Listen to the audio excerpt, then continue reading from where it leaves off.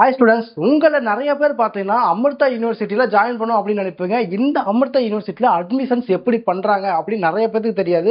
இந்த வீடியோ நீங்கள் பார்க்கும்போது அமிர்தா யூனிவர்சிட்டியில் எப்படி அட்மிஷன் ப்ராசஸ் நடக்குது அப்படின்னு பற்றி ஃபுல் டீடைல் உங்களுக்கு தெரிஞ்சிருக்கும். அதுக்கு முன்னாடி நம்ம சேனலில் பார்த்தீங்கன்னா தமிழ்நாட்டில் இருக்கிற டாப் மோஸ்ட் காலேஜஸ் பற்றின ரிவ்யூஸை கொடுத்துக்கிட்டு இருக்கோம். கண்டிப்பாக செக் பண்ணி பாருங்க. அப்படியே இந்த சப்ஸ்கிரைப் பட்டனை ப்ரெஸ் பண்ணிருங்க. வாங்க வீடியோக்குள்ள போகலாம். அமிர்தா யூனிவர்சிட்டியில் நீங்கள் ஜாயின் பண்ணணும் அப்படின்னா கண்டிப்பாக AEEE என்ட்ரன்ஸ் எக்ஸாமினேஷன்ஸ் நீங்கள் எழுதுற மாதிரி இருக்கும். இல்ல JEE நான் எழுதிட்டு இருக்கேன் அப்படின்னாலும் பிரச்சனை இல்லை. JEE எக்ஸாம் எழுதினாலும் ஓகே தான். ஸோ AEEE ஸ்கோரை வச்சுதான் 70% ஆஃப் ஸ்டூடெண்ட்ஸை பார்த்தீங்கன்னா அட்மிஷன் பண்ணுவாங்க. ரிமைனிங் இருக்கிற 30% ஆஃப் சீட்ஸ் பார்த்தீங்கன்னா JEE மெயின் எக்ஸாம் வச்சு அட்மிஷன் பண்ணுவாங்க. ஸோ இந்த AEEE எக்ஸாமினேஷன் எப்படி நடக்கும் அப்படின்னு பார்த்தீங்கன்னா இந்த காலேஜ் வெப்சைட்லேயே பார்த்தீங்கன்னா உங்களுக்கான லிங்க் இருக்கும். இல்லை டிஸ்கிரிப்ஷனில் லிங்க் தரும், செக் பண்ணி பாருங்க. அந்த லிங்க் மூலியமா நீங்க அப்ளை பண்ணிக்கலாம். அப்ளை பண்ணதுக்கப்புறம் பார்த்தீங்கன்னா என்ட்ரன்ஸ் எக்ஸாம் நடக்கும்.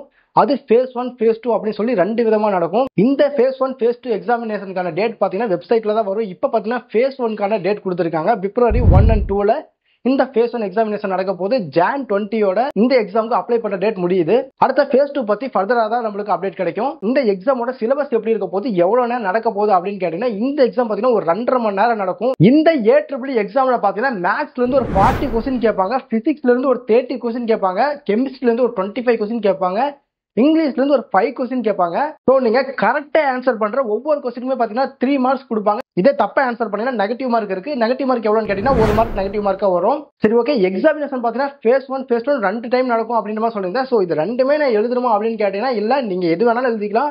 நீங்க phase 1 எழுதினாலும் சரி, phase 2 எழுதினாலும் சரி, இல்ல நீங்க ரெண்டுமே எழுதினாலுமே சரி, எந்த எக்ஸாம்ல உங்களுக்கு ஸ்கோர் அதிகமா இருக்கோ அதை தான் அவங்க அட்மிஷனுக்கு எடுத்துக்குவாங்க.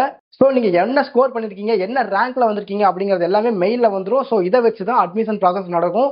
ஸோ நல்ல ரேங்கிங்ல இருக்கீங்க அப்படின்ட்டு பாத்தீங்கன்னா உங்களுக்கு ஈஸியாவே அட்மிஷன்ஸ் கிடைச்சிடும். இல்ல நல்ல ரேங்கிங்ல இருந்தீங்கன்னா உங்களுக்கு ஸ்காலர்ஷிப்ஸுமே கிடைக்கிறதுக்கான வாய்ப்பு இருக்கு.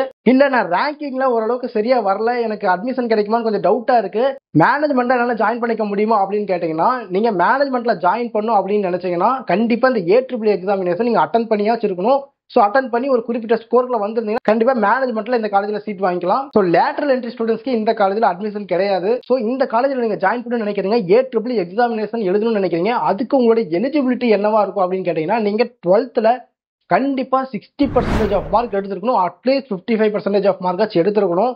அப்படி நீங்க எடுத்தீங்கன்னா மட்டும்தான் இந்த எக்ஸாமுக்கு உங்களால அப்ளிகேஷனே போட முடியும், இந்த எக்ஸாம் அட்டன் பண்ண விடுவாங்க. அடுத்ததா இந்த எக்ஸாம் பாத்தீங்கன்னா எப்படி நடக்கும், காலேஜ்ல போய் டைரக்டா எழுதுற மாதிரி இருக்குமா அப்படின்னு கேட்டீங்கன்னா இல்ல, இந்த எக்ஸாம் பாத்தீங்கன்னா ஆன்லைன்ல தான் நடக்கும். கிட்டத்தட்ட 90 சென்டர்ல நடக்கும். ஏன்னா இது ஒரு நேஷனல் லெவல் எக்ஸாம், நிறைய பேர் இந்த எக்ஸாம் எழுதுவாங்க. ஸோ அவங்களே குறிப்பிட்ட லொகேஷனை சொல்லுவாங்க, நம்ம அப்ளை பண்ற பக்கத்துல இருக்கிற லொகேஷனை, அந்த லொகேஷன்ல நம்மளுக்கு எது சூட்டபிளா இருக்கோ அங்க போய் நம்ம எக்ஸாம் அட்டன் பண்ற மாதிரி இருக்கும். ஸோ நீங்க அதர் ஸ்டேட்ல இருந்து இதை பார்த்துக்கிட்டு இருந்தாலுமே கண்டிப்பா நீங்களும் அப்ளை பண்ணீங்கன்னா உங்களுக்கு மெயில லிங்க் வந்துடும். ஸோ நீங்க உங்க ஸ்டேட் பக்கத்துல இருக்கிற கம்ப்யூட்டர் சென்டர்லேயே போய் எக்ஸாம் எழுதிக்கலாம். ஸோ இந்த வீடியோல பார்த்தோம்னா AEEE எக்ஸாமினேஷன் எப்படி நடக்கும், அதுக்கு நம்ம என்னென்ன எலிஜிபிலிட்டி கிரைட்டீரியா இருக்கும், எத்தனை ஃபேஸா நடக்கும் அப்படின்னு பத்தி ஃபுல் டீட்டெயிலா சொல்லியாச்சு.